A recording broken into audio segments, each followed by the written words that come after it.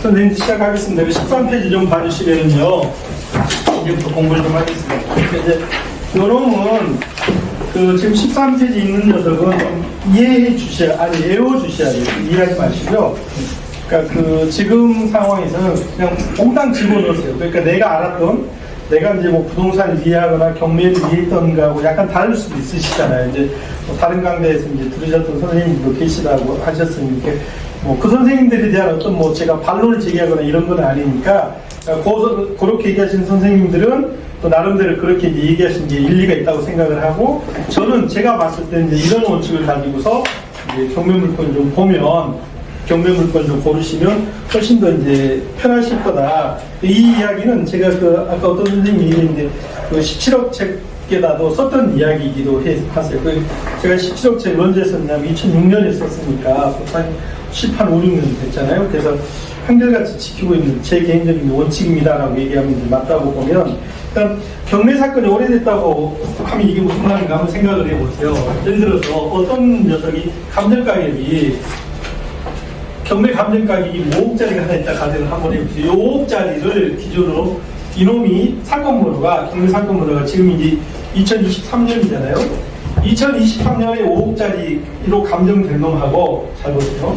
어떤 이유 때문에 경매가, 잘 보면 경매가 이제 진행되었다가 사건번호가 지금도 보면 2017년짜리도 있어요. 그렇잖아요. 이제 경매가 진행되었는데 도중에 뭐 정지되거나 변경되거나 연기되거나 뭐 항고되거나 이렇게 해서 경매가 진행이 안 되고 묶여 있는 거예요. 이해하시죠? 그럼 경매 사건 번호가 예를 들어서 뭐 2020년으로 하겠습니다. 2020년짜리가 하나 있고 공부 삼아서 2015년짜리가 있고 뭐 극단적으로 2010년짜리가 있는데 감정 가격이 다 5억짜리로 돼 있다고 감정을 한번 해보셨어요. 그럼 봐봐요. 2023년에 5억짜리하고 2020년에 5억짜리하고는 적어도 1.5배 이상 가격 차이가 나요. 감정 가격이. 그럼 이때는 우리 눈에는 5억짜리로 보이지만 지금 현재로 환산해서 치면 최소 7억에서 8억은 간사세요. 이해하셨죠? 이게 굉장히 중요한 얘기죠. 다시 경매가 여기 땅에서 진행돼서 보통 우리가 한 2년에서 2년 반이 낙찰되는 게 쭉 물로 흐르듯이 보면 있은 건데, 그러니까 지금 우리가 보고 있는 물건은 대체로 뭐 2020년, 21년 이런 물건들을 대체로 우리가 이제 보시게 되잖아요. 그런데 어떨 때 보면 뭐 이제 경매가 하자가 있어서, 부동산에 하자가 있어서 뭐 유찰이 막 되는 그런 경우도 있겠지만, 그게 아니라 뭐 채권자 입장이라든지 채무자 입장이라든지 법원 입장이라든지 아니면 또 뭐 항고를 하거나 그래서 경매가 한 5, 6년 뜨는 경우가 있어요. 그럴 때는 이제 뭐 법적으로라든지 하자가 없는데 이렇게 시간이 많이 버려져 있으면 그때는 경매 사건 번호가 오래된 놈이 좋은 물건이다 꼭 기억을 하셔야 되세요.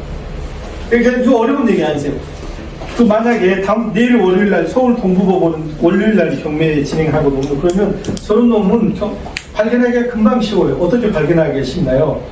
보통 법원에서 경매를 진행할 때 뭐 순서대로 한다? 사건 번호대로 순서로 진행한다. 그러니까 앞에 첫 번째, 두 번째 딱 여기 적용된다고 하면 훨씬 편하시죠. 간단해요. 이거 어려운 얘기 아니에요. 굉장히 편안한 이야기죠. 그래서 사건 번호가 오래돼 있는 놈이 좋은 물건일 가능성이 높아요. 물론 하면 안 되는 썩은 사과도 있어요. 아시죠? 하면 안 되는 물건도 있지만, 그러니까 권리상이나 어떤 뭐 선수의 가처분이나 물론 그런 것도 다 해결이 되지만 그런 것들이 없는 상황인데 이렇게 정상적인 물건인데 사건 번호가 요놈보다 요놈이 낫고 이게 더 낫다 꼭 기억을 하시고, 그 다음에 이제 1순위 저당권 설정 금액이 큰 놈이 좋다. 1순위 저당권 설정 금액이 만약에 2015년짜리라고 한번 봐보세요. 2015년짜리 경매 물건에 1순위 저당권 설정 금액이, 1순위 금액이 하나는 뭐 5억짜리가 있고, 두 번째는 10억짜리가 있고, 세 번째는 15억짜리가 있고, 네 번째 20억짜리가 있다 그러면 벌 필요도 없이 오는 경우 있어요.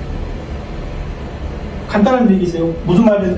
2015년에 은행이 20억을 설정해 줬습니다라고 얘기를 하면, 채권 최고 무시하더라도 20억입니다라고 하면 이게 뭐 예를 들어서 채권 최고까지 합하면 24억 정도 갈 거 아닌가 봐요. 그렇잖아요. 그러면 이놈보다 이놈이 훨씬 좋은 거세요. 왜냐하면 이미 시점에서 은행에서 대출을 해줄 때는 일단 기본적으로 감정서 잡고 시작을 하잖아요.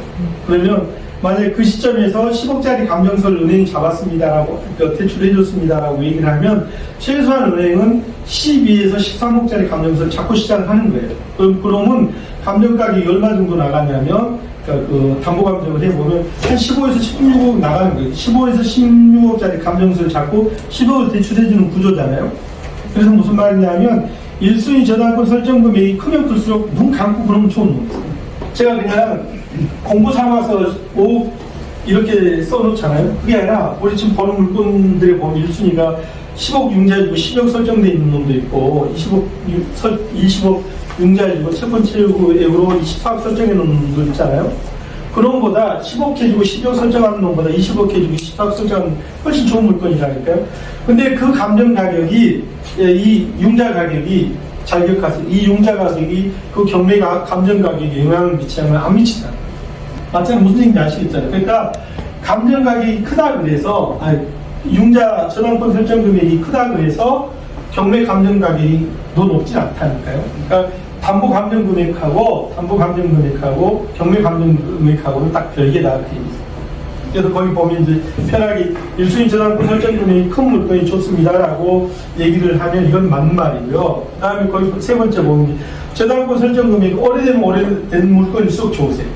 그냥 우리가 등기부 때 봤을 때 1순위 저당권 설정 금액이 똑같이 10억 융자지고 12억씩 설정돼 있다고 120%씩 설정돼 있다고 보자 그 얘기세요. 요 10억보다 요 10억이 훨씬 좋은 거예요. 간단한 얘기시잖아요. 무슨 말이냐면 벌써 10년 전에 12억으로 잡았습니다라면 요놈 지금으로 하면 최소한 15억에서 18억 간다 그 얘기예요. 다시 그런다 그래서 저당권 설정 금액이 오래되었다 그래서 감정 가격에 영향을 주냐면 안 준다 이거죠.